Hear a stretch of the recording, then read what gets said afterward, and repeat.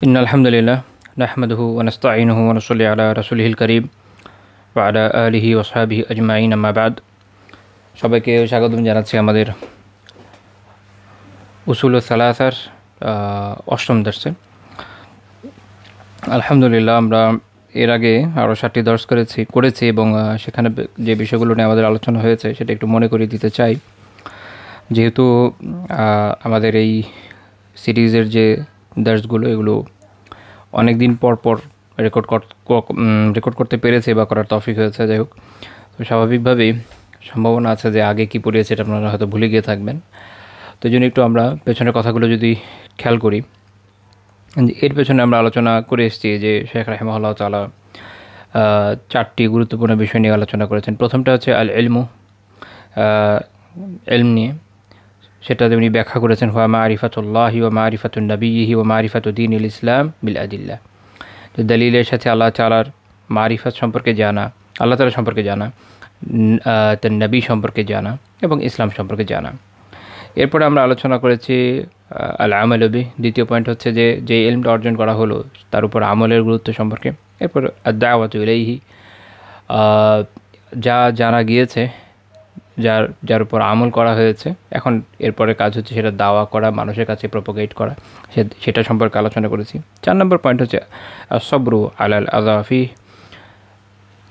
অর্থাৎ এতে যেই কষ্ট বা যে বিপদ মুসিবতের উপরে দিয়ে যেতে হবে, অর্থাৎ যখন হকের দাওয়া কেউ করবে স্বাভাবিক যে সে মুসিবতের মধ্যে দিয়ে পড়বে, স্বাভাবিক যে সে পরীক্ষার সম্মুখীন হবে, তখন তার উপর যে সবর করা, এই হলো 4টা বিষয়, অর্থাৎ জ্ঞান, তার উপর আমল, তার দাওয়া করা এবং সে দাওয়ার পথে যে বিপদ মুসিবত আসবে, যে কষ্টগুলো ভোগ করতে হতে পারে, সেখানে সবর করা।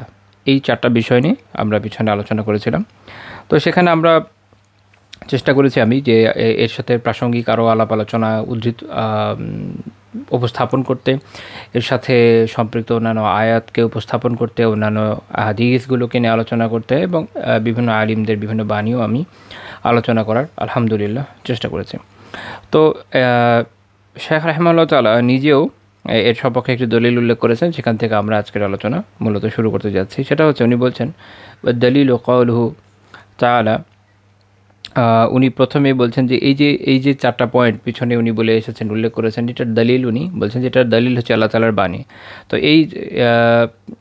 এই 4 পয়েন্টের পক্ষে দলিল হিসেবে উনি মূলত একটি ছোট সূরাকে উল্লেখ করেছেন, সেটি হচ্ছে আল আসর, সূরা আল আসর। তিনি বলছেন যে এটার দলিল হচ্ছে আল্লাহ তাআলার বাণী, ওয়াল আসর ইন্নাল ইনসানা লাফি খুসর, যে আসর বা সময়ের শপথ, এটা পরে ব্যাখ্যা করবেন ইনশাআল্লাহ তাআলা। নিশ্চয়ই মানুষ ক্ষতিগ্রস্ত বা মানুষ ক্ষতির মধ্যে রয়েছে। ইল্লাল্লাযীনা আমানু, তবে এই ক্ষতির মধ্যে নেই কারা? নেই তারা যারা ঈমান এনেছে, ওয়া আমিলুস সালিহাত, এবং যারা নেক আমল করেছে, ওয়া তাওয়াসাউ বিল হাক্কি ওয়া তাওয়াসাউ বিস সবর। এরপরের কাজ হচ্ছে ওয়া তাওয়াসাউ বিল হক, যে হক কাজে, সঠিক কথায় পরস্পরকে উৎসাহ দিয়েছে, ওয়া তাওয়াসাউ বিস সবর, এবং পরস্পরকে সবরের উৎসাহ দিয়ে যারা দেয়। এই 4 ক্যাটাগরির লোক, অর্থাৎ যারা ঈমান আনে, নেক আমল করে, পরস্পরকে হকের উৎসাহ দেয় এবং সবরের উৎসাহ দেয়, এই 4 ক্যাটাগরির লোক যারা, তারা এই ক্ষতি থেকে বেঁচে আছে। তো এই ছোট্ট একটি সূরা, এর ভেতরে বিপুল জ্ঞান রয়েছে। আর এই কারণেই আমরা দেখি যে এই ছোট সূরার ভেতরে এই 4টা মাসআলাকে আমরা খুঁজে পাই। অর্থাৎ আমরা প্রথমে যে বিষয়টা নিয়ে বলেছিলাম, খেয়াল আছে হয়তো, সেটা হলো প্রথম কাজ হচ্ছে যে আল্লাহ তাআলা সম্পর্কে জানা, অর্থাৎ প্রথমে যে ইলমের মধ্যে রয়েছে মূলত ঈমানের বিষয়, আকীদার বিষয়, দ্বীনের অন্যান্য বিষয়। তো এটার পরিচয় বা এটার দলিল আমরা এই সূরায় পাচ্ছি, ইল্লাল্লাযীনা আমানু, এখান থেকে, যে যারা ঈমান আনে। অর্থাৎ প্রথম কাজ হচ্ছে ঈমান আনা। ঈমান আনতে হলে অবশ্যই সেটা জানতে হবে, যে যিনি জানেন ওর উপর তার ঈমান আনতে পারেনি। আল্লাহ তাআলা সম্পর্কে জানতে হয়েছে, তার রাসূল সাল্লাল্লাহু আলাইহি ওয়াসাল্লাম সম্পর্কে জানতে হয়েছে, এই বিষয়ক আকীদা জানতে হয়েছে, তাকদীরে ভালো মন্দ, কিয়ামত, পরকাল, অন্যান্য যা বিষয় আছে, অর্থাৎ আকীদার সাথে রিলেটেড যা আছে, ফেরেশতাদের বিষয়, এগুলো সব কিছু জানার পরেই মূলত একজন ব্যক্তি ঈমান আনে। এগুলো বিশ্বাস করে নিয়ে সে ঈমান আনে। কাজে যখন কেউ ঈমান আনছে তার ভিতরে ইলমটা আসছে, কারণ ঈমানের আগে ইলম জরুরি। না জেনে কেউ ঈমান আনতে পারে না। একটা জিনিস তাকে জানতে তো হয়, তারপর না তারপর সে বিশ্বাস করবে। কাজে প্রথম কথা হচ্ছে যে ঈমান আনছে তার মানে হচ্ছে ওর ভিতরে ইলম এর দলিল চলে আসছে। এরপরে যখন বলা হচ্ছে আমিলুস সালিহাত এবং যারা নেক আমল করে, এর ভিতরে আমরা দেখছি যে আল আমালু বি, এই পয়েন্টটা, অর্থাৎ যা জানলো, যে ইলম অর্জন সে করলো, তারপর আমল করার কথা, সেটা এখানে চলে আসে। এমনকি আমানু যেটা, এইখানেও আসলে আমলের কথা আছে। কারণ বিশ্বাস তো সে এক হচ্ছে জানলো, ঠিক আছে, এটা সে আত্মিকভাবে মেনে নিল যে এখানে এই বিষয়টা আমি বিশ্বাস করি।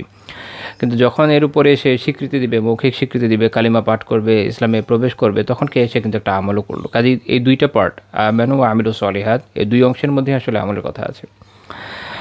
এরপরে সে শুধু নিজে আমল সে শুধু নিজে জেনে শুনে বসে আছে এরকম না, অথবা সবিল হক, সে হকের দিকে পরস্পরকে উৎসাহ দিচ্ছে। আমি এটা নিয়ে আরও কিছু কথা ইনশাল্লাহ পরে বলবো। যাই হোক, পরস্পরকে উৎসাহ দিচ্ছে, এরকম না যে সে শুধু একা আমল করছে, এরকম কিন্তু না, সে পরস্পরকে উৎসাহ দিচ্ছে। এবং এটা খুবই খুবই গুরুত্বপূর্ণ একটা বিষয়, যে উম্মাতে মুসলিমার বিশেষত্ব এই জায়গাতে, যে তারা শুধুমাত্র নিজে জেনে কোনো কিছু নিয়ে বসে আছে এরকম না, সে এক অপরকে জানাচ্ছে। এবং এটা এই উম্মার বিশেষত্ব। আল্লামা জামালউদ্দিন কাসেমি রাহিমাহুল্লাহ তাআলা তার তাফসিরে এই বিষয়ে একটা পয়েন্ট উল্লেখ করেছেন, যে আল্লাহ তাআলা এটা বলেন নাই যে তারা অপরকে হকের উৎসাহ দিচ্ছে, এরকম না, বরং তারা পরস্পরকে উৎসাহ দেয়। এটা হচ্ছে এই উম্মার বিশেষ বৈশিষ্ট্য। অর্থাৎ আমরা যখন একটা জিনিসকে হক জানি, তখন এটা আরেকজনকে জানানোর চেষ্টা করি। আল্লাহ তাআলা এই শিক্ষা আমাদেরকে দিয়েছেন, যে আমরা যেটাকে হক জানছি, হক মানছি, এটা আমি শুধু নিজে একা মানছি, নিজে একা পালন করছি এরকম না, আরেকজনের কাছেও পৌঁছানোর চেষ্টা করছি। এবং আমি যাকে পৌঁছাচ্ছি সে যেমন এটা শুনছে, আরেকজনও আমার কাছে পৌঁছাবে, সেটাও আমি শুনবো। এবং এটাকে আমি গ্রহণ করব যদি আমার ভুল থাকে, এবং আরেকজনের যদি ভুল থাকে সেও গ্রহণ করবে। এই যে পারস্পরিক একটা বোধ, যে আমরা একে অপরের কাছে হক পৌঁছে দিব, একে অপরকে হকের জন্য উৎসাহিত করব, এবং হক যার কাছে থাকুক আমরা যখন জানবো, এটা মানব, এই উম্মার একটা বিশেষ বৈশিষ্ট্য। এটা ইমাম কাসেমি রাহিমাহুল্লাহ তাআলা উল্লেখ করেছেন। অথবা সবর। এখন হকের কথা যখন বলবেন, খুব স্বাভাবিক যে বিভিন্ন ধরনের মুসিবত, বিভিন্ন ধরনের বালার উপরে আমরা পড়ে যেতে পারি। এটা অবাক হওয়ার কিছু নেই, বরং এটাই যুগ যুগ ধরে হয়ে আসছে। এটার আসলে ব্যতিক্রম নেই। কারণ আপনি জানেন যে উম্মার ভিতরে, পুরো মানব জাতির ভিতরে সবচেয়ে উত্তম ব্যক্তি হচ্ছেন তারা যাদের কাছে নবুয়ত এসছে, রিসালাত এসছে, সেই নবী রাসূলগণ। এবং তারা কেউই হকের দাওয়া করতে গিয়ে বিপদ থেকে মুক্ত থাকেন না। আসলে কোনো না কোনোভাবে তাদের পরীক্ষা হয়েছে, এক একজনের হয়তো এক একভাবে হয়েছে। এমনকি যে সকল নবী নিজেরা বাদশাহ হয়েছেন, যেমন দাউদ আলাইহিসসালাম বা সুলাইমান আলাইহিসসালাম, ওনারাও পরীক্ষিত হয়েছেন ওনাদের হাইসিয়তে। প্রত্যেকটা মানুষই পরীক্ষিত হয়, কেউ ধন সম্পদ দ্বারা হয়, কেউ ধন সম্পদ ছাড়া হয়, কেউ অসুস্থতা দ্বারা হয়, কেউ সুস্থতা দ্বারা হয়, কারো সন্তান না থাকার দ্বারা হয়, কারো সন্তান থাকার দ্বারা হয়। পৃথিবীর প্রত্যেকটা মানুষই আসলে পরীক্ষিত হয়, কোনো না কোনোভাবে পরীক্ষিত হয়। কাজে এটা মনে করার কোনো কারণ নেই যে অমুক এই পজিশনে আছে এই জন্য হয়তো সে পরীক্ষিত হয় না, এরকম না। প্রত্যেকেই পরীক্ষায় পায়। বাকি মুমিন যার মধ্যে ঈমান আছে, সেই পরীক্ষা আল্লাহ তাআলার মেহেরবানিতে উতরে যায়, এবং আল্লাহ তাআলার উপর তার আস্থা থাকে, তার বিশ্বাস থাকে, সে সবর করে, আল্লাহ তাআলার কাছে উত্তম প্রতিদানের আশা করে, ফলে তার জন্য এই পরীক্ষা কল্যাণকর হয়। আর যদি মুমিন না হয় বা কেউ যদি ফাসিক ফাজির হয়, তার জন্য এই পরীক্ষা দেখা যায় অকল্যাণকর হয়ে যায়। এই হলো পার্থক্য। আর হকের দাওয়া করলে এটা তো পরীক্ষা আসবেই, কোনো না কোনো ফর্মে আসবে, এবং কোন ফর্মে আসবে এটা আল্লাহ আলম, এটা আল্লাহ ছাড়া আসলে কেউ জানে না। এই কারণে এই আয়াতের এই অংশের উপর ইমাম ফখরুদ্দিন রাজি রাহিমাহুল্লাহ তাআলা বলেছেন যে দাল্লাতিল আয়া আলা আন্নাল হাক্কা সাকিল। বলছে যে এই আয়াত এইটা প্রমাণ করছে যে হক খুব ভারী, হক অনেক ভারী। হক হালকা জিনিস না, মানে কোনো ব্যাপারই না। আসলো যে আমি আমার যেভাবে মন সেভাবে বলবো, নিজের মতো উপস্থাপন করবো, নিজেকে সবসময় সেফ জোনে রাখবো, কখনোই আসলে হক বলতে গিয়ে বিপদে পড়বো, এটা আসলে হওয়া সম্ভব না। কোনো না কোনো ফর্মে হবে। হ্যাঁ, আমরা আল্লাহ তাআলার কাছে আশ্রয় চাইবো যে আল্লাহ তাআলা আমাদেরকে যেন বিপদ থেকে হেফাজত করেন, কিন্তু মনে রাখতে হবে যে এটা হয় স্বাভাবিক। এবং ওই কারণেই আল্লাহ তাআলা আমাদেরকে এটা জানিয়ে দিচ্ছেন যে ওই বিপদ যখন আসবে তখন তোমাকে কী করতে হবে, সবর করতে হবে। ইমাম রাজি রাহিমাহুল্লাহ বলছেন যে কাজী এই আয়াত এখান থেকে দলিল দেয়, আমাদেরকে এটা জানায়, বোঝায় যে হক অবশ্যই ভারী। ও আন্নাল মেহন তুলাজিমহু, এবং পরীক্ষা আবশ্যক হকের ক্ষেত্রে। হক হলে পরীক্ষা হবে। ফলিযালিকা কারানা তাওয়াসি বিস সবর। এই জন্য সবর এই যে এর সাথে দেখা গেছে যে পরস্পরের যে উৎসাহ দেওয়া সবরের এইটা এর সাথে যুক্ত করে দেওয়া হয়েছে হকের সাথে, অর্থাৎ হকের সাথে সবরকে যুক্ত করে দেওয়া হয়েছে। ইমাম রাজি রাহিমাহুল্লাহ বলছেন, এবং একটা খুবই চমৎকার কথা উনি বলেছেন। হকের উপর আপনি যদি নিজে শুধু আমলও করেন, আপনি মনে করলেন যে আচ্ছা ভাই আমি কী করবো, কাউকে এভাবে বলবো টলবো না, শুধু নিজে আমল করবো, আল্লাহ আপনি নিজে আমল করেও যে পরীক্ষায় পড়বেন না এটা মনে করার কোনো কারণ নেই।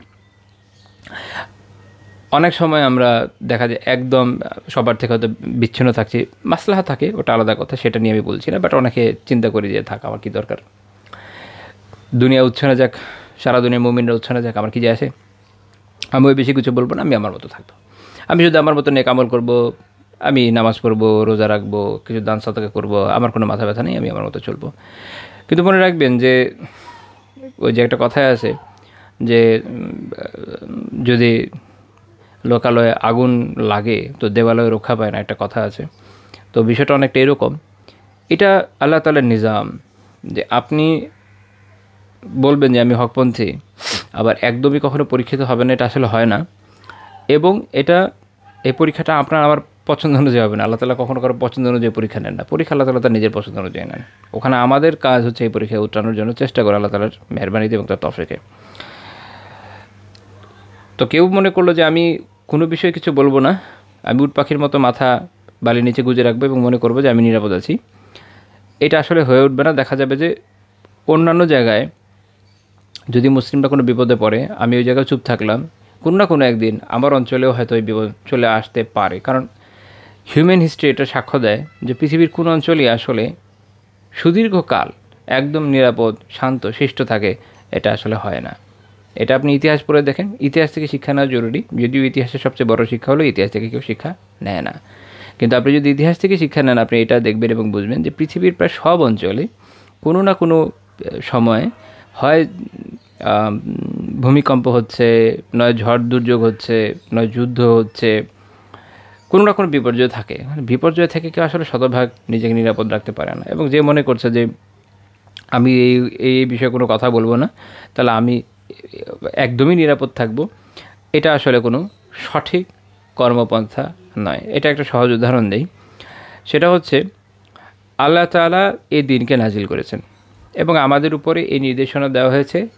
রাসূলুল্লাহ সাল্লাল্লাহু আলাইহি ওয়াসাল্লাম আমাদের বলেছেন যে বাল্লিগু আন্নি ওয়ালাউ আয়া, আমার পক্ষ থেকে একটা আয়াত হলেও পৌঁছে দাও। এটা আমাদের জন্য একদম সামগ্রিক ডিউটি, যার যতটুকু নলেজ আছে সে সেই অনুযায়ী পৌঁছে দেবে। আপনি নিজেকে একজন ডেলিভারি ম্যান মনে করেন, বা আমি নিজেকে একজন ডেলিভারি ম্যান মনে করি। আমার কাজ হচ্ছে যে পার্সেলটা আমার কাছে আসছে আমি একজনের কাছে পৌঁছে দেবো, ইটস মাই ডিউটি। আল্লাহ আযজা ওয়া জাল এই পার্সেলটা পাঠিয়েছেন, সেই পার্সেলটা হচ্ছে এই দিনের শিক্ষা। আমি কিভাবে পৌঁছে দেবো এটা আমার অ্যাপ্রোচের পার্থক্য হতে পারে। যেমন আমাদের এখানে যারা ডেলিভারি নিয়ে আসেন কোনো পার্সেল, কেউ সাইকেলে আসে, কেউ বাইকে আসে, কেউ ছোটোখাটো পিক আপে আসে, আসার পরে ফোন দিচ্ছে, বা কেউ একদম গেট পর্যন্ত চলে আসছে। এখন আপনি কোন পদ্ধতিতে পৌঁছাবেন, ইটস আপ টু ইউ। আপনি এসে দরজার জোরে টোকা দেবেন না আস্তে টোকা দেবেন, কোমলভাবে কথা বলবেন না কঠোরভাবে কথা বলবেন, এটাও আপনার বিষয়। কিন্তু মূল দায়িত্ব যেটা, সেটা হলো পার্সেল পৌঁছানো। এটাকে আপনি অস্বীকার করতে পারবেন না, বাদ দিতে পারবেন না। এটাকে আপনি ডিলে করতে পারেন কোনো মাসলাহার জন্য। কেউ অসুস্থ হলো, বললো ভাই আজকে দিব না, আমি কালকে দিচ্ছি, বা অন্য কোনো কারণ হলো, কোনো মাসলাহা আছে, এটার কারণে আপনি হয়তো একটু ডিলে করতে পারেন। না, এটা সম্ভব না যে আপনি একদম গোপন করে যাবেন, চেপে যাবেন, মেরে দিবেন, এটা পসিবল না। যদি মেরে দেন অবভিয়াসলি এটার জন্য কিয়ামতে জবাবদিহিতা করতে হবে। কাজেই এটা সম্ভব না যে আমি একদম বলবোই না। কিন্তু সমস্যা হয়েছে এটা যে আমাদের অনেকে মনে করছে না আমি এটা বলবোই না। মনে রাখতে হবে যেটা আমার বাপদাদার সম্পত্তি না, এটা একটা ডিউটি যেটা আল্লাহ তাআলা আমাদের কাছে পাঠিয়েছেন। এবং সেটা হচ্ছে এক, নিজে জানো, আমল করো, অপরকে জানাও। এবং এখানে কি বলা হয়েছে যে পুরো মানব জাতির কথা বলছে, ইন্নাল ইনসান, পুরো মানব জাতির কথা বলা হচ্ছে। এখানে এমন না যে একজন দুজনের কথা বলা হচ্ছে। আল্লাহ তাআলা এখানে বলে দিচ্ছেন যে ইন্নাল ইনসান, পুরো মানব জাতি লাফি খাসান, ক্ষতির মধ্যে আছে। খায়ের এখানে আরেকটা পয়েন্ট যে ইনসান সাধারণত কোরআন অধিকাংশ জায়গায় এইভাবে শব্দটা আছে। শেখুল ইসলাম ইবনে তাইমিয়া রাহিমাহুল্লাহ এবং আরও অনেক ইমামের মতে এটা আসলে বহুত মানুষ এবং জিন উভয়কে শামিল করে। কারণ আল্লাহ তাআলা আলাদাভাবে জিনদেরকে উল্লেখ খুব কম করেছেন, তো এর ভিতরে উভয়টাই শামিল বলা যায়। তো যারা মুকাল্লাফ, যাদের কাছে শরিয়া আসছে, এদের প্রত্যেকেই, মূল কথা এটা যে প্রত্যেকেই ক্ষতির উপরে আছে। আমি, আপনি, আমরা সবাই ক্ষতির উপরে আছি। এই ক্ষতি থেকে বের হওয়ার উপায় হচ্ছে, এক, ঈমান আনো, আমল করো, দাওয়া করো, একে অপরের সাথে হক শেয়ার করো, এবং তারপরে যদি কোনো বিপদ হয়ে যায় সবর করো। That's the point. এইটার পসিবিলিটি আছে যে অনেকে এটা থেকে এভাবে পালাতে চেষ্টা করবে, কিন্তু এটা তার জন্য কোনো কল্যাণের বিষয় আসবে না। তাহলে সে আবার পিছনের জায়গায় চলে যাবে, লাফি খসর, সে অবশ্যই ক্ষতির মধ্যে আছে। অর্থাৎ হয় আপনি এটা করবেন না, আপনি ক্ষতির মধ্যে চলে যাবেন, আইদার দিস অর দ্যাট। মাঝখানে কোনো পজিশন আল্লাহ তাআলা অন্তত এই জায়গায় রাখেননি, এবং এটা হচ্ছে পয়েন্ট। যদি ওই সুযোগ থাকতো তো রাসূলুল্লাহ সাল্লাল্লাহু আলাইহি ওয়াসাল্লাম হয়তো অনেক কিছু ডিলিট করে দিতেন, কিন্তু এটা উনি কখনো করেন নাই। এটা উনি উম্মাহর কাছে উত্তমভাবে দিনকে পৌঁছে দিয়েছেন, এবং পরবর্তী সময় সালাফরাও তাই করেছেন। যদি আল্লাহ রাসূল এবং তারপরে সাহাবীরা বা সালাফদের কেউ বা পরবর্তী যুগের ইমামরা, যাদের মাধ্যমে আমরা আজ পর্যন্ত দিন পেয়েছি, এনাদের কেউ এই ধরনের চিন্তা করতেন যে আজকে আমরা করি, পিঠ বাঁচানোর চিন্তা, নিশ্চিত থাকেন তাহলে এই দিনকে পাওয়া খুব কঠিন হয়ে যেত, হয়তো পেতামই না। বাট তারা এটাকে এইভাবে দেখেন নাই। তারা এটা একটা পবিত্র ডিউটি, একটা আমানা হিসেবে দেখেছেন, এবং আমানাটা পৌঁছে দেওয়ার যথাসাধ্য চেষ্টা করেছেন। এবং এখানে হচ্ছে তাদের সাথে আমাদের মৌলিক চিন্তাগত পার্থক্য, হচ্ছে এই জায়গায়। এমনকি যারা নিজেদের সুফি বলে, যারা দেখবেন যে তারা যাদের সাথে নিজেদেরকে সংযুক্ত করতে চায়, যার সাথেই করুক, প্রাচীন যুগের বড় বড় যারা সুফি আলিম ছিলেন, তাদের জীবন যদি দেখেন, কেউ তাতারদের সাথে জিহাদ করে শহীদ হয়ে গেছেন, কেউ হয়তো ভারতবর্ষে এসেছেন, আবার কেউ খুব একটা হস্টাইল জায়গায় কোনো একটা রাজ্যে গিয়ে দিন প্রচার করছেন, অত্যাচারের শিকার হচ্ছেন। ইন্টারেস্টিংলি এগুলোর কোনোটাই তারা বর্তমানে যারা আছে ওনারা গ্রহণ করতে রাজি না। ওনারা এটা থেকে দুঃখজনকভাবে যথাসম্ভব দূরে সরে গিয়ে একটু আরামায়েশের মধ্যে থাকতে চান, শুধু আগের এদের নাম বেঁচে খেতে চান। এটা দুঃখজনক বিষয়। তো মূল কথা হলো এখানেই যে তাহলে আমাদেরকে এই সূরা আমাদেরকে এটা শেখাচ্ছে যে আমাদের কাজ হচ্ছে কি করা, যে এই দিনকে মানুষের কাছে পৌঁছে দেওয়া। আচ্ছা, এখানে একটা খুব ইন্টারেস্টিং পয়েন্ট ইমাম শাওকানি রাহিমাহুল্লাহ তাআলা উল্লেখ করেছেন, সেটা হচ্ছে যে এই যে বলেন না খসর, মানে ক্ষতি, যে বিষয়টা উনি বলছেন আল খুসরা খুসরান, ক্ষতি আসলে দুই রকম হয়। এটা একটা ব্যবসার সাথে তুলনা করতে হবে। এই ব্যবসায় ক্ষতি মানুষের দুইভাবে হতে পারে। এক, আপনি প্রফিট করতে পারলেন না, অর্থাৎ আপনার লোকসান হয়ে গেল, কিন্তু আপনার যে রসুল মাল অর্থাৎ মূলধন এটা রয়ে গেছে, কিন্তু আপনার ক্ষতি হয়ে গেছে। এখন এইটা চিন্তা করেন, এটা হচ্ছে সেই সব লোকদের অবস্থা যারা নিজেদের মুমিন মনে করছে, আলহামদুলিল্লাহ তাদের ইমানও আছে অবভিয়াসলি, কিন্তু তারা নেক আমলটা ঠিকমতো করছে না। তো এরা হচ্ছে এক ধরনের ক্ষতিগ্রস্ত। এদের বারবার লস হচ্ছে, কারণ মূলধন আছে, মূলধনটা হচ্ছে ইমান, মূলধনটা আছে ওটা হচ্ছে ইমান, কিন্তু বারবার ক্ষতি হচ্ছে, এবং এই কারণে তার কোনো প্রফিট নেই, কিন্তু সে লোকসানে আছে। আরেক দল হচ্ছে যাদের মূলধনই নেই, তারা হচ্ছে কুফার, তারা হচ্ছে মুশরিক, তারা হচ্ছে মুনাফিকিন, তারা হচ্ছে মুলহিদ, আরও যারা আছে ইসলামের বাইরে যারা থাকবে, এদের মূলধনই নেই। মানে এরা প্রত্যেকবার যে তাদের যে ক্ষতি হচ্ছে, এর ফলে তারা কী করছে, তার মূলধন হারিয়ে ফেলছে। তো এটা হচ্ছে মুশকিল। লা ইলাহা ইল্লাল্লাহ। তো এই গুরুত্বপূর্ণ আয়াত থেকে আলহামদুলিল্লাহ আমরা এই পয়েন্টগুলো পেয়ে গেলাম, যেটা শেখার উদ্দেশ্য ছিল, যে এই 4টা পয়েন্টের দলিল উল্লেখ করা, যে একটা হচ্ছে ইলম, একটা হচ্ছে আমল, একটা হচ্ছে দাওয়া, এবং একটা হচ্ছে সবর। এখানে একটা বিষয় প্রাসঙ্গিক হিসেবে উল্লেখ করা যেতে পারে, যেমন আল্লাহ আযজা ওয়া জাল এই শুরুতেই বলছেন ওয়াল আসর, আসরের শপথ। প্রথম কথা হচ্ছে যে আসর, এখানে আসরের উদ্দেশ্য কী? 3টা মত পাওয়া যায় খুব প্রসিদ্ধ হিসাবে। একটা হচ্ছে যে দাহার, সময়ের উল্লেখ। 2 হচ্ছে যে আসরের ওয়াক্ত যেটা। 3 নম্বর হচ্ছে সলাতুল আসর নিজে। উলামায়ে কেরাম এক একজন এক এক দিকে প্রাধান্য দিয়েছেন।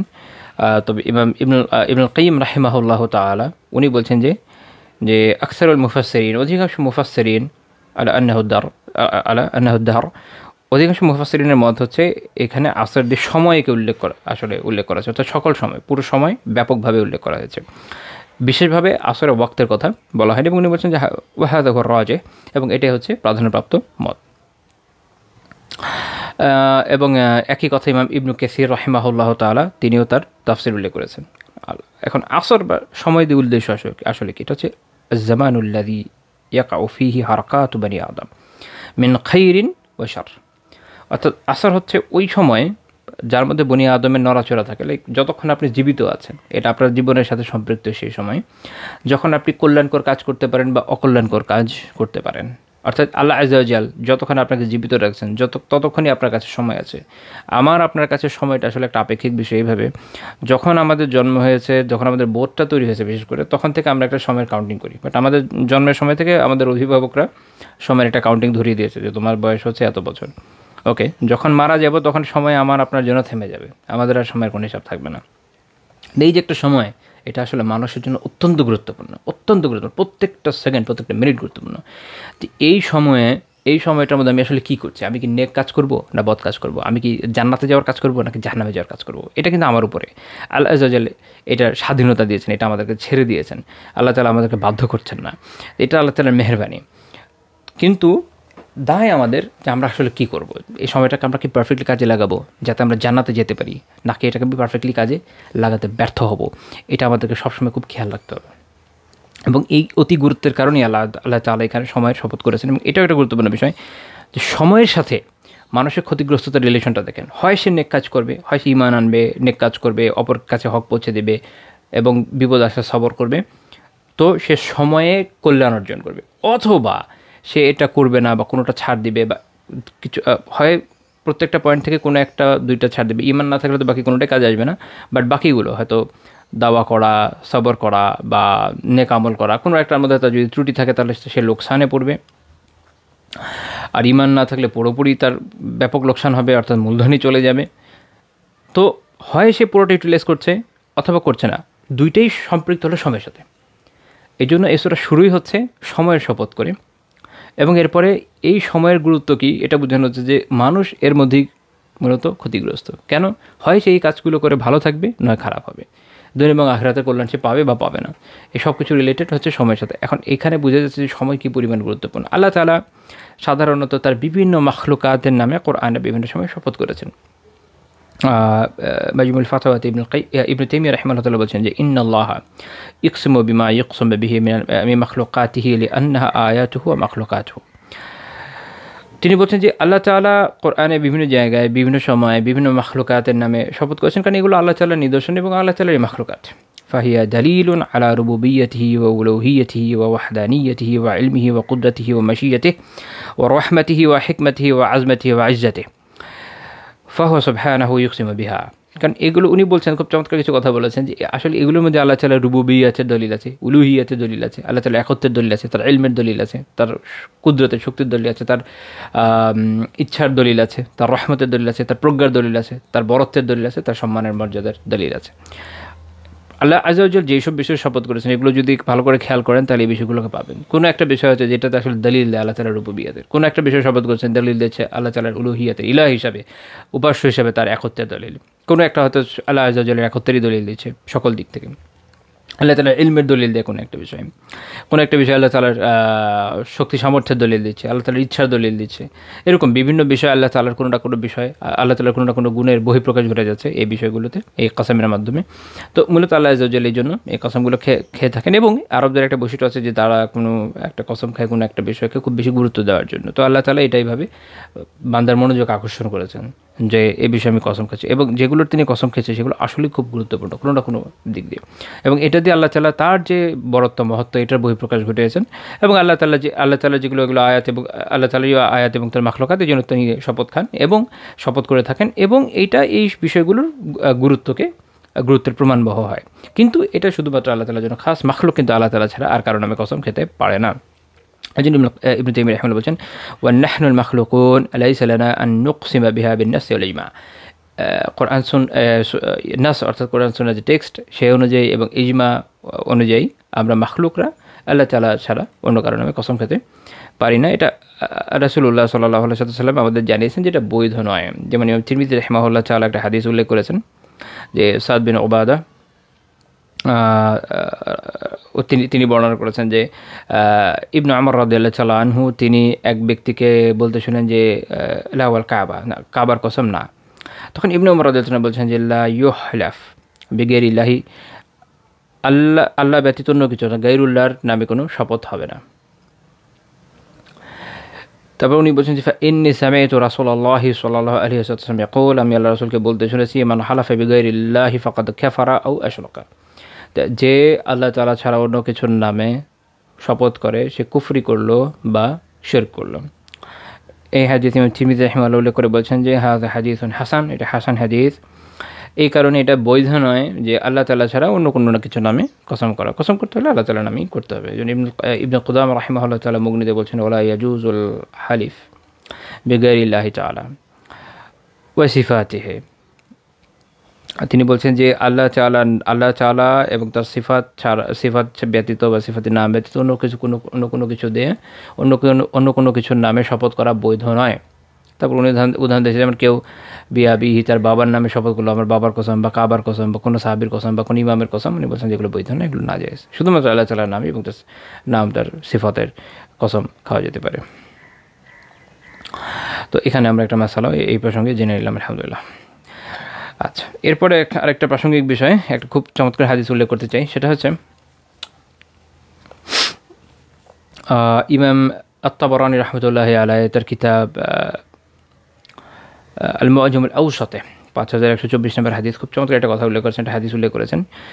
সেটা হচ্ছে আবু মাদিনা আদ-দারিমি রাদিয়াল্লাহু তাআলা আনহু, উনি একজন সাহাবী ছিলেন। ইমাম তাবরানী বলছেন যে ওয়াকানাত লাহু সুহবা, তিনি সাহাবী ছিলেন, আল্লাহ রাসূলের সুহবত অর্জন করেছেন।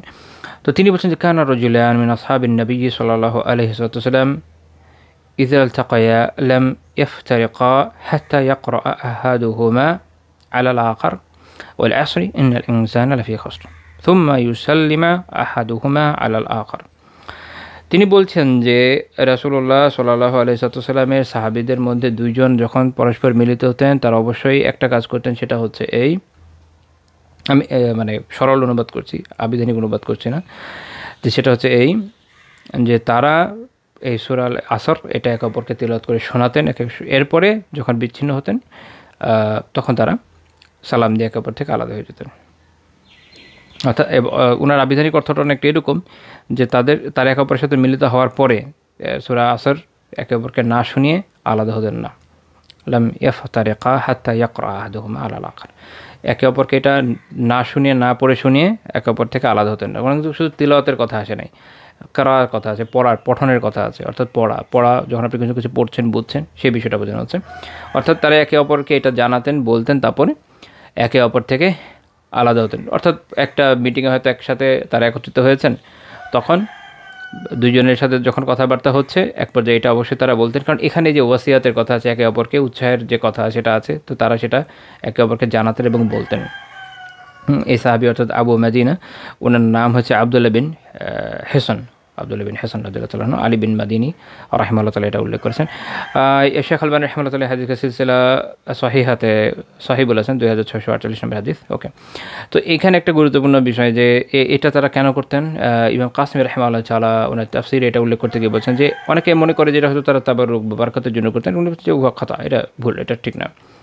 ওনারা এই জন্য করতেন যে ইন্নামা খানা লিয়ুযাক্কির কুল্লু ওয়াহিদ মিনহুমা সাহিবাহু বিমা ওয়ারাদা ফিহা খুসুসান মিনাত তাওয়াসি বিল হক ওয়া তাওয়াসি বিস সবর।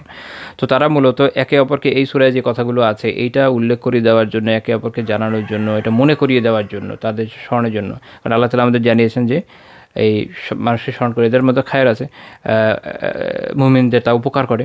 তো সেই অনুযায়ী তারা কী করতেন যে একে অপরকে এটা জানাতেন, বিশেষ করে এই যে হকের ক্ষেত্রে যে একে অপরকে উৎসাহ দেওয়া। এবং হক হচ্ছে, মনে রাখতে হবে যে হক আসলে কি, এটা পুরো দিনটাই আসলে হক। তো আপনি দিনের যে বিষয়ে উল্লেখ করছেন একে অপরের কাছে, সেটা এর মধ্যে গিয়ে পড়ছে। এবং তাওয়াসি বিস সবর, একে অপরকে সবরে যে উৎসাহ দেওয়া, ওইটা যেন একে অপরের কাছে এটা পৌঁছে দেওয়া যায়, এই কারণে তারা মূলত এটা পড়তেন। তো এখানে আমাদের জন্য একটা শিক্ষার উপকরণ রয়েছে যে এটা কী পরিমাণ গুরুত্বপূর্ণ, এই সূরার গুরুত্ব কত বেশি। এই জন্য ইমাম শাফিঈ রাহিমাহুল্লাহ তাআলা এই সূরা নিয়ে খুবই গুরুত্বপূর্ণ কিছু মন্তব্য করেছেন, যেটা শাইখ রাহিমাহুল্লাহ তাআলা এরপর এখানে উল্লেখ করছেন। উনি বলছেন যে ওয়াকাল শাফিঈ রাহিমাহুল্লাহ তাআলা, উনি শাফিঈর উল্লেখ করেছেন। শাফিঈ রাহিমাহুল্লাহ তাআলা ইমামুল মাশহুর, খুবই প্রসিদ্ধ ইমাম, চারটি প্রসিদ্ধ মাযহাবের একটি প্রতিষ্ঠাতা ইমাম শাফিঈ রাহিমাহুল্লাহ তাআলা। ওনার মূল নাম হচ্ছে মুহাম্মদ বিন ইদ্রিস আশ-শাফিঈ আল-কুরাশি রাহিমাহুল্লাহ তাআলা। তো ইমাম শাফিঈ রাহিমাহুল্লাহ তাআলার যে মন্তব্যটা শাইখ রাহিমাহুল্লাহ তাআলা এখানে উল্লেখ করেছেন যে লাউ মা আনজালাল্লাহু হুজ্জাতান আলা খালকিহি ইল্লা হাযিহি সূরা লাকাফাতহুম, যদি আল্লাহ তাআলা তার বান্দার বিরুদ্ধে সূরা এই সূরা ব্যতীত আর কোনো দলিল, হুজ্জা, প্রমাণ নাজিল না করতেন, তাহলে সেটাই তাদের জন্য যথেষ্ট হতো বা তাদের বিরুদ্ধে যথেষ্ট হতো। অর্থাৎ আল্লাহ তাআলা আসলে এই সূরার মধ্যে কিন্তু খুব ব্যাপক বিষয় উল্লেখ করেছেন। এই জন্য কোনো কোনো ইমাম এই প্রসঙ্গে আরেকটা কথা বলি, সেটা হচ্ছে ইমাম শাফি রাহিমাহুল্লাহ তাআলার এই বর্ণনার কয়েকটা আলাদা আলাদা ভার্সন আছে। যেমন উনি এক জায়গায় বলছেন যে আন্নাসু ফি গাফলাতিন আন হাদিহি সূরা, মানুষ এই সূরা থেকে গাফেল।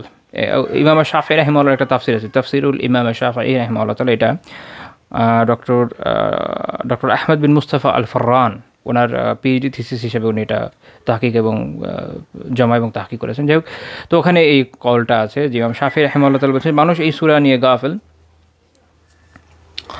আর আরেক বর্ণনা আছে যে ইমাম শাফি ইবনে কাসির রাহিমাহুল্লাহ তাআলা ওনার তাফসির ইমাম শাফি রাহিমাহুল্লাহ একটা কল উল্লেখ করেছেন। তিনি বলছেন যে লাউ তাদাব্বারান নাস হাদিহি সূরা, মানুষ যদি এই সূরা নিয়ে তাদাব্বুর করতো, গভীর চিন্তা ভাবনা করতো, লাওয়াসিআতহুম, তাহলে এটা তাদের জন্য যথেষ্ট হতো।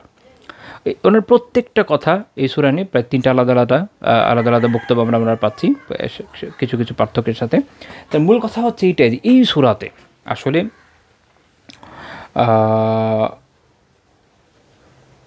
পুরো কোরআনের একটা সারনির্দেশ আসলে চলে আসে। এখানে ঈমানের কথা আছে, নেক আমলের কথা আছে, আবার সেই হক যেটা অর্থাৎ নেক বিষয়, দিনের মূল কথা, সঠিক বক্তব্যগুলো, এগুলোকে ওনার কাছে পৌঁছে দেওয়ার, পারস্পরিক একে অপরকে দেওয়ার বক্তব্য আছে। এবং সেইখানে যদি কোনো বিপদের মধ্যে পড়ে তার সবরের কথা আছে। অর্থাৎ বলতে পারেন যে পুরো কোরআনের মেসেজটা আসলে এই সূরায় চলে আসে। এখানে এটা উদ্দেশ্য না যে শুধুমাত্র এটা নাজিল হলেই চলতে, এরকম না। এখানে ওনার বলার উদ্দেশ্য যেটা আমরা দেখি পরে ইবনে কাসির রাহিমাহুল্লাহ যেভাবে উল্লেখ করেছেন, সেখান থেকে আমরা বুঝি যে মূলত আপনি কেউ যদি এই সূরার উপর তাদাব্বুর করে, এই সূরা নিয়ে গভীরভাবে চিন্তা ভাবনা করে, তাহলে সে হেদায়েতের পথ পেয়ে যাবে। হেদায়েতের পথ পাওয়ার জন্য অনেক অনেক অনেক পড়ার দরকার, এরকমও না। দেখবেন যে রাসূলুল্লাহ সাল্লাল্লাহু আলাইহি ওয়াসাল্লাম কোনো সাহাবী হয়তো একটা দুটো আয়াতই শুনিয়েছেন, তা আলহামদুলিল্লাহ হেদায়েতে চলে আসে। তো হেদায়েতের জন্য যে ব্যাপক অর্থবোধক কথার প্রয়োজন, সেটা যদি কেউ খোলা মনে জানার মানার আগ্রহ নিয়ে শোনে, তাহলে তার জন্য তার জীবনকে পরিবর্তন করে দেওয়ার জন্য সূরা আল আসর অনেক গুরুত্বপূর্ণ। এবং এই জন্য উনি বলছেন যে মানুষ এই সূরা নিয়ে গাফেল, মানুষ এই সূরা নিয়ে গাফেল। যদি দেখেন, এটা আমার আপনার সবারই মুখস্থ আছে আলহামদুলিল্লাহ, হয়তো আমরা প্রায় নিয়মিতই পড়ি, কিন্তু এটা নিয়ে যেভাবে চিন্তা ভাবনা তাদাব্বুর করা দরকার আমরা আসলে করি না। এখানে হচ্ছে আমাদের ত্রুটিটা।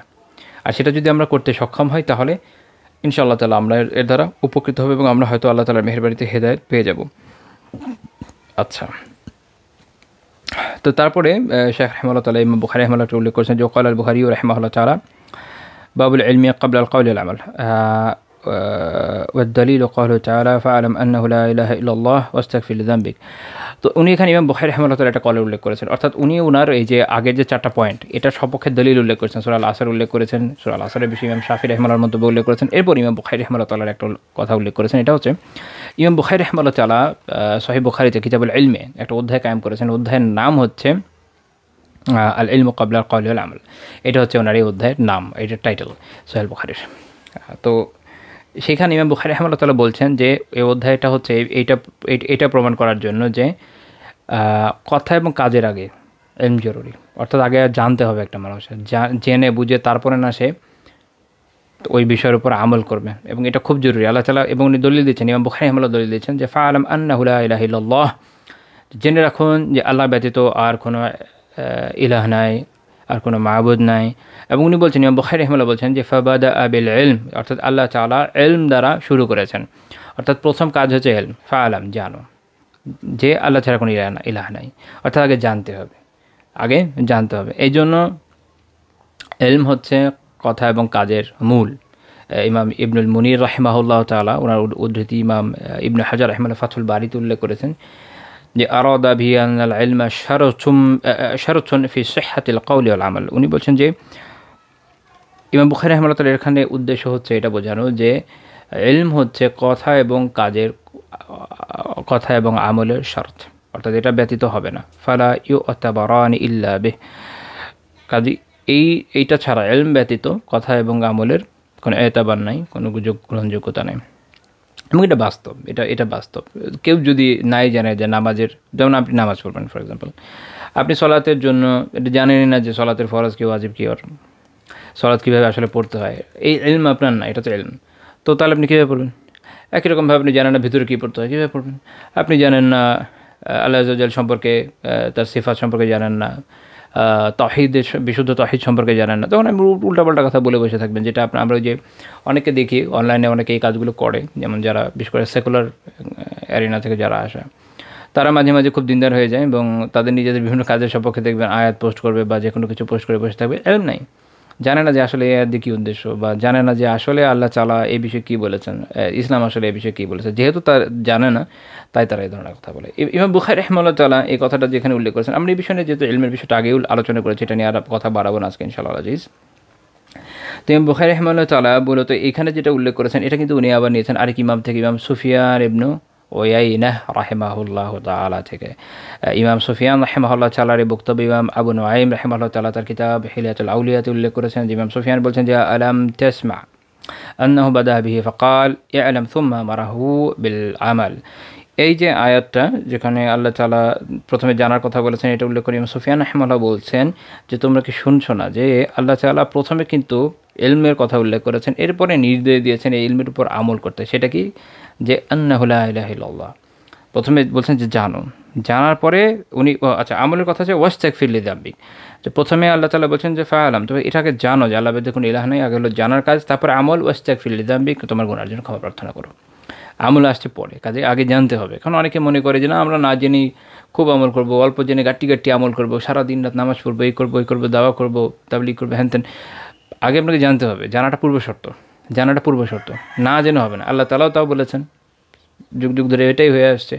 আল্লাহ রাসূল সাল্লাল্লাহু আলাইহি ওয়াসাল্লাম আগে শিখিয়েছেন, সাহাবীরা শিখেছেন, তারা আমল করেছেন, এরপরে তাবিরা তা করেছেন, প্রাচীন ইমামরা বলেছেন। এটা ইসলামের একটা মূল শিক্ষা, এবং এখান থেকে বের হয়ে গিয়ে যে নতুন ধরনের চিন্তাধারা মানুষ মনে করছে যে আমরা খালি আমল করবো ইলম ছাড়া, এটা গুমরাহি। মনে রাখেন যে আমল ইলম ব্যতীত যখন মানুষ আমল করে কোনো না কোনো ধরনের গুমরাহিতে চলে যাবে। হয় খাওয়ারিজ হয়ে যাবে, নয় হয়ে যাবে, দেখা যাবে যে যে রাষ্ট্রীয় বা এইসব বিষয় নিয়ে অন্যান্য আলাপ আলোচনা যখন হবে, হয় দেখা যাবে মুরজিয়া হয়ে যাবে, নয় খারেজি হয়ে যাবে। যখন ইসলামের অন্যান্য বিষয় নিয়ে আলোচনা হয়ে যাবে, দেখা যাবে তাকদীর নিয়ে আলোচনা করতে গিয়ে হয় গিয়ে কাদরিয়া হয়ে যাবে, নয় জাবরিয়া হয়ে যাবে। হয় দেখা যাচ্ছে যে দেখবেন কোনো দিকে খুব বেশি দূরে যেতে যেতে মডার্নিস্ট হয়ে যাচ্ছে, আবার আরেকদিকে যেতে যেতে সুফি হয়ে কবর পূজারি হয়ে যাচ্ছে। মানে ব্যালেন্স থাকবে না, কিন্তু ব্যালেন্স থাকবে না। অ্যাজ এ রেজাল্ট দিন নষ্ট হয়ে যায়, ব্যক্তির দিন নষ্ট হয়ে যায়। মূল দিনটা নষ্ট হবে না, ব্যক্তির দিন নষ্ট হয়ে যায়। তো এই জন্য এটা খুবই জরুরি, মনে রাখতে হবে যে আমাদের আগে ইলম জরুরি। তো এই যে 4টা পয়েন্ট আমরা আলোচনা করলাম, এখানে এই বিষয়ে একটা গুরুত্বপূর্ণ একটা ফায়দা আছে। সেটা হচ্ছে শেখ রাহিমাহুল্লাহ তাআলা এই 4টা পয়েন্ট এক তো এখানে দলিল দিচ্ছেন, কিন্তু উনি পেয়েছেন কোথা থেকে? উনি পেয়েছেন ইমাম ইবনুল কাইয়িম রাহিমাহুল্লাহ থেকে। ইবনুল কাইয়িম রাহিমাহুল্লাহ তাআলা জাদুল মাআদে একটা অধ্যায় করেছেন, সেই ফাসল বা একটা অনুচ্ছেদ আছে, সেটা হচ্ছে মারাতিবু জিহাদিন নাফস, নফসের জিহাদের বিভিন্ন অধ্যায়, বিভিন্ন মারতবা, নফসের জিহাদের যে বিভিন্ন পর্যায়ক্রম আছে সেটা নিয়ে উনি আলোচনা করছেন। প্রথম কথা হচ্ছে ইবনুল কাইয়িম রাহিমাহুল্লাহ তাআলা জিহাদকে 4 ভাগে ভাগ করেছেন। উনি বলছেন যে ফাল জিহাদু আরবাউ মারাতিব, জিহাদের 4টা স্তর আছে। কী কী? একটা হচ্ছে জিহাদুন নফস, একটা হচ্ছে জিহাদুন নফস। প্রথম কাজ হচ্ছে নফসের সাথে জিহাদ করে। ওয়াল্লাহি নফসকে পরাজিত না করে তো কেউ আসলে শত্রুর সাথে যুদ্ধ করতে যেতে পারবে না। নফস বলবে যে আরামে থাকি, কী দরকার, তখন সে আর যাবে না। সো আগের কাজ হলো জিহাদুন নফস, এবং জিহাদুন নফস না করে কেউ আসলে ইমানেও আসতে পারে না। তার মনে চাচ্ছে আমি মুমিন হব না, আমি কাফের থাকবো, খ্রিস্টান থাকবো, এনিথিং থাকবো, তো তাকে তো নফসকে পরাজিত করে আগে আসতে হয়। So that's the point. তো প্রথমে আসবে জিহাদুন নফস, তারপর হচ্ছে জিহাদুল শয়তান, শয়তানের সাথে জিহাদ করতে হয়। শয়তান ওয়াসওয়াসা দেবে। নফস এবং শয়তান দুটো বড় শত্রু, এই দুটাকে পরাজিত না করতে পারলে বড় বড় নেক আমল আসলে করা যায় না। তৃতীয় পয়েন্ট হচ্ছে জিহাদুল কুফার, এরপর কাফেরদের সাথে জিহাদের কথা আসে। এগুলো কিন্তু সিমিলটেনিয়াসলি চলতে পারে, এটা এমন না যে এটার পর এটা এরকম হতে হবে, এটা ডাজন্ট ম্যাটার। এখানে পাশাপাশি হতে পারে, আবার হ্যাঁ কখনো কখনো আলাদাও হতে পারে, কখনো এটা আসলে সিচুয়েশন বেস্ট, আপনি কোন সিচুয়েশনে আছেন। আচ্ছা, এরপর যাবে জিহাদুল মুনাফিকিন, মুনাফিকদের সাথে জিহাদ, কারণ কুফারদের সাথে মুনাফিকরা কম বড় শত্রু না। বর্তমান প্রেক্ষাপটে কুফার এবং মুনাফিক একদম সমান সমান অবস্থা। আচ্ছা, তো যখন আপনি নফসের জিহাদ নিয়ে আলোচনা করেছেন, তখন তিনি 4টা পয়েন্ট এটাকে ভাগ করেছেন। ওইটা আমরা যদি একটু দেখি, উনি বলছেন প্রথম কথা হচ্ছে ইউজাহিদাহা আলা তাআল্লুবিল হুদা ওয়া দীনিল হাক্কিল্লাযী লা ফালাহা লাহা ওয়া লা সাআদাতা ফি মাআশিহা ওয়া মাআদিহা ইল্লা বিহ। প্রথম কাজ হচ্ছে জিহাদুন নফসের প্রথম কাজটা হচ্ছে হিদায়াতকে শেখা, জানা, হক দিনকে শেখা, যেটা ব্যতীত কোনো কল্যাণ নেই, কোনো সৌভাগ্য নেই দুনিয়া এবং আখিরাতে। যদি এটা না থাকে, এই ইলম যদি অর্জন করতে না পারে কেউ, তাহলে কী হবে? তাহলে সে তাহলে দুনিয়া এবং আখিরাতে ক্ষতিগ্রস্ত হবে। আচ্ছা, এটাও কি বলেছিলাম? জাদুল মাআদ থেকে আমি বলছি, তো জাদুল মাআদে এই আলোচনাটা আছে। তো তার মানে প্রথম কথা হচ্ছে আপনাকে ইবনুল কাইয়িম রাহিমাহুল্লাহ বলছেন আগে আমাদেরকে দিনকে শিখতে হবে, হেদায়েতটা শিখতে হবে, হকটাকে শিখতে হবে, শিখার পর দ্বিতীয় মর্তবা হচ্ছে আইয়ুজাহিদাহা, এবং এটার জন্য কী করতে হবে, আইয়ুজাহিদাহা, যে তাকে এই বিষয়ে তাকে রীতিমতো জিহাদ করতে হবে, তাকে সংগ্রাম করতে হবে। কারণ মনে রাখবেন যে ইলম এত সহজে আসে না, যথেষ্ট কষ্ট করে অর্জন করতে হয়, সময় ব্যয় করে প্রয়াসের সাথে লেগে থেকে তারপরে শেখা যায়। এবং নফস এখানে বাধা দিবে, শয়তান এখানে বাধা দেবে, মানব শয়তান বাধা দিবে, বিভিন্ন ওয়াসওয়াসা দিবে। আর কী দরকার, গুগল করলেই হয়, এই করলেই হয়, ওই করলেই হয়। হ্যাঁ, আজকাল চ্যাট জিপিটিকে জিজ্ঞেস করলে হয়, তাই না, গ্রককে জিজ্ঞেস করলে হয়, খুবই সহজ। কী দরকার এখন এগুলো এত কষ্ট করে ইলম অর্জন করা, এরকম বিভিন্ন ধরনের ওয়াসওয়াসা আসবে। বা আমরা অনুবাদ পড়লেই তো চলছে। তো এই এই এই বিভিন্ন ওয়াসওয়াসা দিবে, এটা মানবরূপী শয়তানরাও দিবে, দানবরূপী শয়তানরা অর্থাৎ জিনি শয়তানরাও দিবে। তো মনে রাখতে হবে যে ইলম যেভাবে শেখার ওভাবে শেখা জরুরি, যাতে এটা আত্মস্থ করা যায়। এবং এটা একটা পরম্পরা, যেটা আল্লাহ আযজা ওয়া জাল রাসূল সাল্লাল্লাহু আলাইহি ওয়াসাল্লামকে যেভাবে শিখিয়েছেন, তিনি সাহাবীদের শিখিয়েছেন, গ্র্যাজুয়ালি আমাদের পর্যন্ত এসছে দিন। আচ্ছা, তারপর হচ্ছে আইয়ুজাহিদাহা আলাল আমালি বিহ বাদা ইলমিহ, ইলম অর্জনের পরে তারপর আমল করা, এই বিষয়ে এরপরে জিহাদ করতে হবে। কারণ ইলম অর্জন হয়েছে, এখন দেখা যাচ্ছে আর আমল করতে পারছেন। উনি বলছেন ওয়া ইল্লা ফামুজাররাদুল ইলমি বিলা আমালিন ইল্লাম ইয়াদুররাহা লাম ইয়ানফাহা। তিনি বলছেন যে আমল ছাড়া শুধু ইলম যদি তার ক্ষতি নাও করে, উপকার তো করবে না, উপকার করবে না। হ্যাঁ, কিছু কিছু ইলম থাকে যেগুলো তাত্ত্বিক, যেমন আমি একটু উদাহরণ হিসাবে যদি বলি, খুব কমন উদাহরণের মধ্যে মনে করেন মেয়েদের বিভিন্ন মাসাইল আছে, একজন ইলম অর্জন করতে গিয়ে ফিকহের কিতাবে বা হাদিসের কিতাবে এই বিষয়ে হাদিসগুলো বা ফিকহের ইবারতগুলো সে পড়েছে, জানে, এটা তার একটা ইলম। যতক্ষণ সে নিজে বিয়ে না করছে এটা তার ওইভাবে কাজে আসবে, কিন্তু যখন বিয়ে করবে তখন কিন্তু কাজে আসবে, তখন দেখা যাবে সে তার স্ত্রীকে শেখাচ্ছে।